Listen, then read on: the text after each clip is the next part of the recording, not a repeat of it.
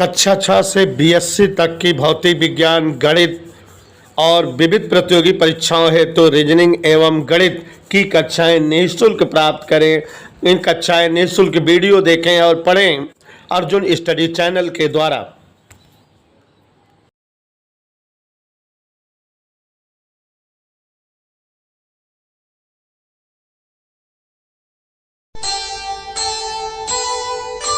कर्म करे किस्मत बने, जीवन का यह मर्म,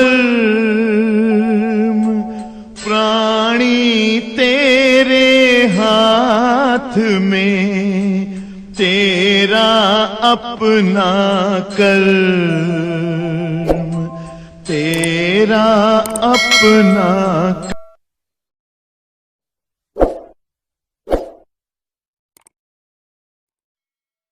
जब किसी लेंस को किसी द्रव में डुबाते हैं तो लेंस की फोकस दूरी पर क्या प्रभाव पड़ता है, यही टॉपिक हम आपको समझाने जा रहे हैं। लेंस को द्रव में डुबाने पर फोकस दूरी पे प्रभाव। तो बच्चों, ये अंडरस्टूड बात है, आपके दिमाग में सोता रहना चाहिए कि अगर हम लेंस है उसको किसी द्रव में डुबाएंगे तो हमारे लेंस में भी अपवर्तनांक होता है और द्रव में भी अपवर्तनांक होता है। तो हम स्वतंत्र हैं, लेंस को ऐसे द्रव में डुबो दे जिसका अपवर्तनांक लेंस के अपवर्तनांक से ज्यादा हो, या लेंस को ऐसे द्रव में डुबो दे जिसका अपवर्तनांक हमारे जो है लेंस के अपवर्तनांक के बराबर हो, या लेंस को ऐसे द्रव में डुबो दे जिसका अपवर्तनांक जो है लेंस के अपवर्तनांक से भी कम हो। प्यारे बच्चों, आप लोग गणित पढ़ते हो तो गणित में यह बताया जाता है दो संख्याएं ए और बी एक दूसरे से तीन प्रकार से संबंधित हो सकती है, या तो ए बराबर बी, या तो ए लेस देन बी, या तो ए ग्रेटर देन बी। इसको ट्राइचोटॉमी लॉ कहते हैं। एक जो है गणितज्ञ थे उन्हीं के नाम से है कि दो संख्याएं हमेशा एक दूसरे से तीन तरह का ही संबंध रख सकती है। कभी भी दुनिया में दो गिनती है तो या तो वे दोनों एक दूसरे के बराबर होंगी, या पहली वाली गिनती दूसरे से जो है बड़ी होगी, या पहली वाली गिनती दूसरे से छोटी होगी, या जो है दोनों एक दूसरे के बराबर। ट्राइचोटॉमी लॉ नाम है इसका। तो अब यहाँ पर हम वही अपवर्तनांक के संदर्भ में कि अगर हम किसी लेंस को किसी द्रव में डुबो रहे हैं तो या तो हो सकता है लेंस के पदार्थ का अपवर्तनांक द्रव के अपवर्तनांक के समान हो, या हो सकता है लेंस के पदार्थ का अपवर्तनांक द्रव के अपवर्तनांक से क्या हो, कम, या लेंस के पदार्थ का अपवर्तनांक द्रव के अपवर्तनांक से, यही तो हो सकता है। तो यहां देखिए जरा, लेंस को द्रव में डुबोने पर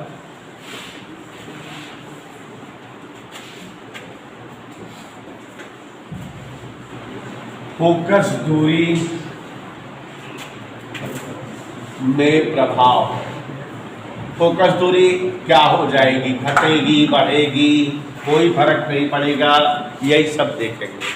तो सबसे पहले बच्चों ये मान ले रहे हैं कि हमारे पास कोई एक लेंस है और उसके पृष्ठ की वक्रता त्रिज्याएं, एक पृष्ठ की वक्रता त्रिज्या R1 मान ले रहे हैं, एक पृष्ठ की वक्रता त्रिज्या R2, और लेंस के पदार्थ का अपवर्तनांक मान लेते हैं, लेंस हमारा कांच का बना है, लेंस के पदार्थ का अपवर्तनांक ANG, वायु के सापेक्ष कांच का अपवर्तनांक ANG, ऐसा कुछ मान लेते हैं। तो यहां गौर से देखिए जरा, माना लेंस के पृष्ठों की, कोई एक लेंस की कल्पना कर रहे हैं और उसके पृष्ठों की वक्रता त्रिज्याएं R1 R2 मान ले रहे हैं। पृष्ठों की वक्रता त्रिज्याएं, ध्यान दीजिएगा बच्चों, कठिन है और हम धीरे धीरे समझाएंगे। R1 व R2 है। लेंस के पृष्ठों की वक्रता त्रिज्या क्या मान ली है? लेंस के पदार्थ का अपवर्तनांक मान लेते हैं ANG है। कितना है? वायु के सापेक्ष कांच का अपवर्तनांक ANG, ऐसे ही तो लिखा जाता है। तो इसलिए लेंस की वायु में फोकस दूरी, माने अगर हम लेंस की फोकस दूरी निकालें तो क्या होगी? फोकस दूरी का फार्मूला आप जानते हो, डेरिवेशन करा चुके हो, 1/n बराबर n - 1 1/r1 माइनस, तो यहाँ वंशिका जी 1/f बराबर ANG -1, जो n -1 माने ANG -1, वायु के सापेक्ष कांच का अपवर्तनांक, और 1/r1 माइनस 1/r2 समीकरण। सवाल भी इस पर बहुत मिलेगी, तो ऐसे ही सवाल भी लगाएंगे। अब बेटा ऐसा करते हैं कि इस लेंस को किसी द्रव में डुबो देते हैं और उस द्रव का अपवर्तनांक मान लेते हैं वायु के सापेक्ष द्रव का अपवर्तनांक ANL है। अभी मान रहे कितना है? यदि लेंस को ANL अपवर्तनांक वाले द्रव में डुबोया जाए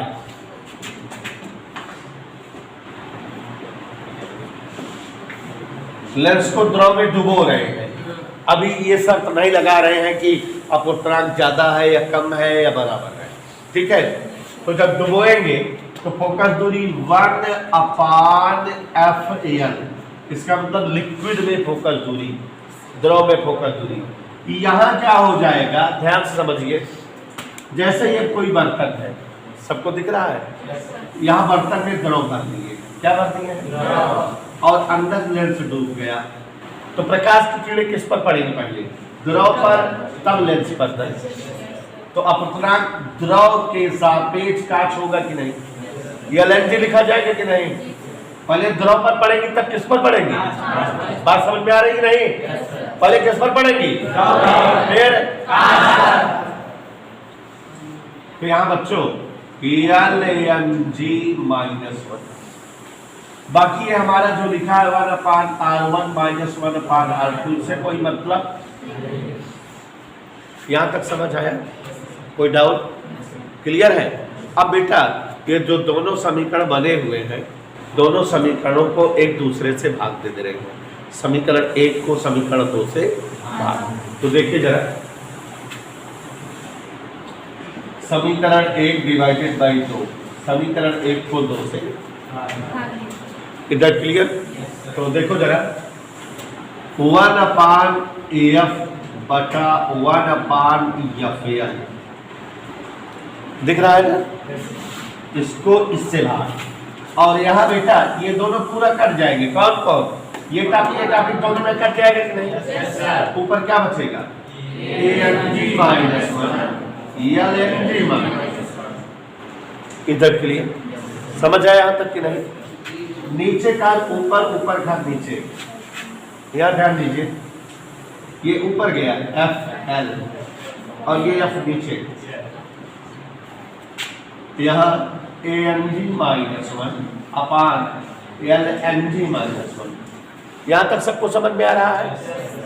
ये F का गुणा भी कर सकते हैं, ये FAL बराबर ANG -1 बटे LNG -1 इंटू F। तो फोकस दूरी का सूत्र तो ये आ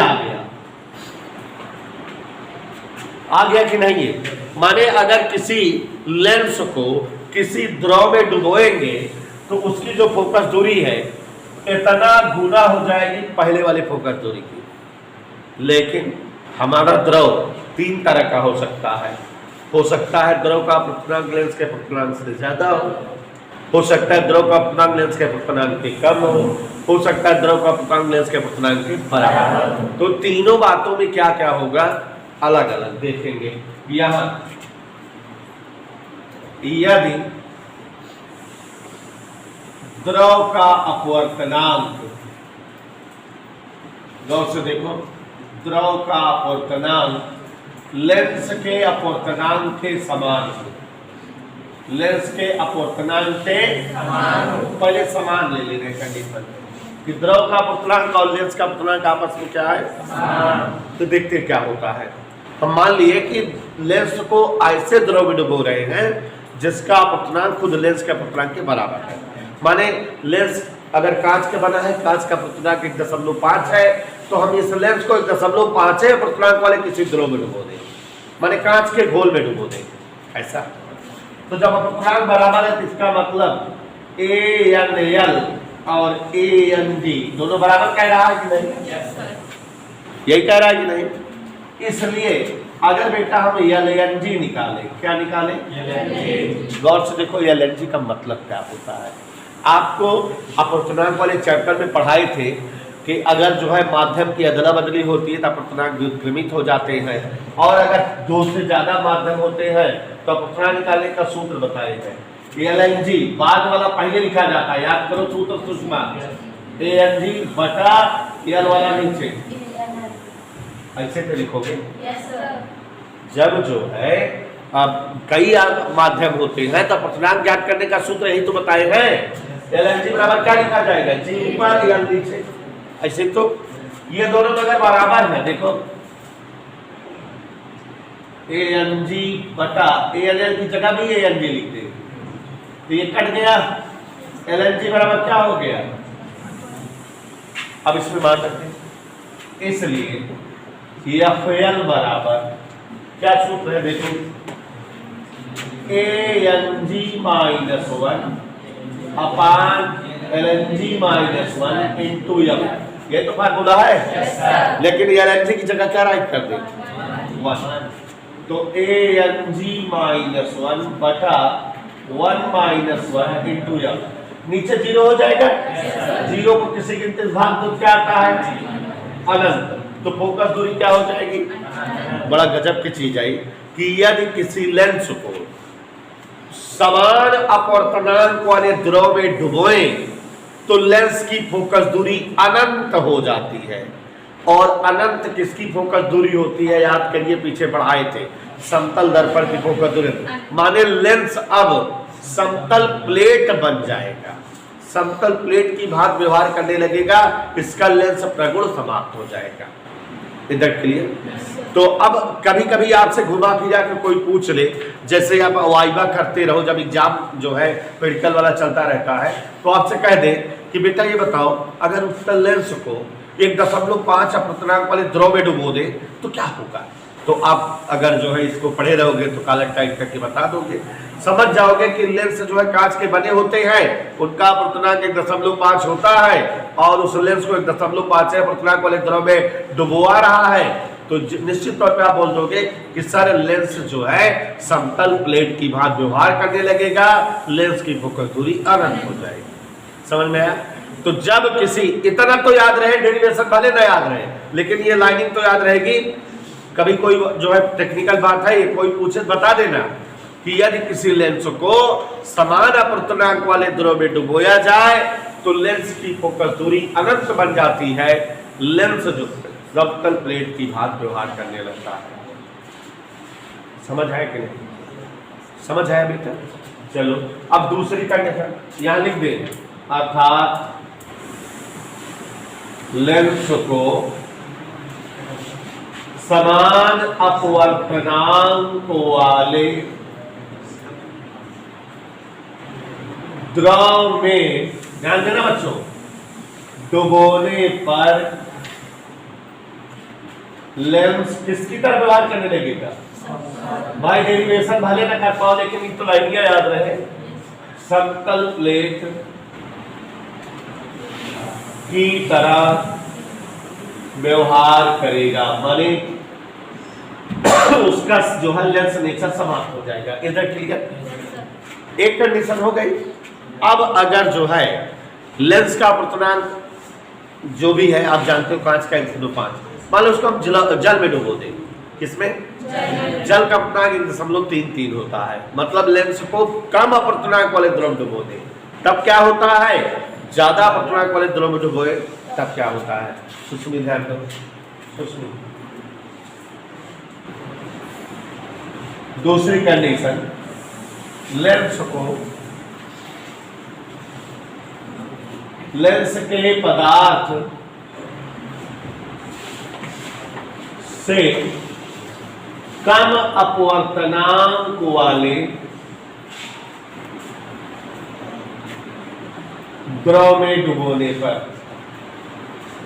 माने सुषमा लेंस को कहां डुबो रहे हैं? ऐसे द्रव में जिसका अपवर्तनांक कम है लेंस के अपवर्तनांक से, माने लेंस का अपवर्तनांक ज्यादा है। तो कहने का मतलब बेटा ANG बड़ा है ANL, क्योंकि ANL आप कह रहे हो ANG से छोटा, कम अपवर्तनांक वाले द्रव डुबो रहे हो ना, ANG ANL से बड़ा है। दोनों तरफ ANL से भागते हो, किससे भागते हो? तो इसके नीचे ANL लाओगे तो ANG अपान ANL, और यहाँ ANL कट गया, माने नहीं चला दिए। अब आगे देखो, ANG को ANL से भाग दे रहे हो, ANG बता ANL, LNG होता है कि नहीं? LNG का मान क्या है? ANG बताइए। तो LNG एक से क्या आ गया? बड़ा आ गया। दोनों तरफ एक घटाओ, क्या घटाओ? LNG माइनस 1 माने LNG माइनस 1 का मान 0 से बड़ा आएगा, माने धनात्मक आएगा। LNG माइनस 1 का मान क्या आएगा? 0 से बड़ा, धनात्मक आएगा कि नहीं? अब इसको सूत्र में रखें, किसमें? कौन से सूत्र में? इसी में रखते। ध्यान दो, ये सब क्यों निकाले आप जाने चुके, इसकी जरूरत है। इसलिए FL बराबर सूत्र है ANG minus 1 LNG minus 1 into L, यही है कि नहीं? तो अब यहां पर देखो ANG माइनस 1 इंटू L, नीचे वाले का मान धनात्मक गिनती कोई आई है। LNG माइनस 1 का मान आ नहीं गया धनात्मक, धनात्मक माने 0 से बड़ी कोई गिनती आई है, इधर क्लियर। अब देखो ऊपर ANG माइनस 1, ANG 1 से बड़ा है तो ऊपर वाली वैल्यू भी धन आएगी और नीचे वाली भी धन आएगी। तो ये क्या आएगा ये नहीं पता, लेकिन ये धन रहेगा ये पता है। तो कहने का मतलब अगर हम लेंस को गौर से समझो, लेंस को उससे कम अपवर्तनांक वाले द्रव में डुबोए तो लेंस की प्रकृति नहीं बदलेगी। उत्तल लेंस की तरह व्यवहार करेगा, अवतल लेंस की तरह व्यवहार करेगा। फोकस दूरी की वैल्यू घट बढ़ सकती है, फोकस दूरी का परिमाण घट बढ़ सकता है, ठीक है। और तीसरी कंडीशन क्या है बेटा? लेंस को अधिक अपवर्तनांक वाले द्रव में डुबोए, तब क्या होगा?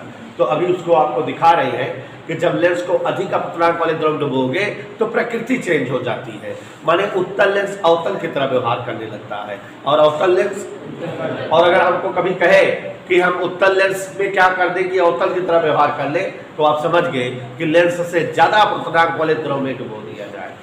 तो अभी तीसरा वाला जगह नहीं है, देखो क्या ध्यान दीजिए, इसे चेक कर रहे लेंस को लेंस के पदार्थ से अधिक अपवर्तनांक वाले द्रव में डुबोया जाए।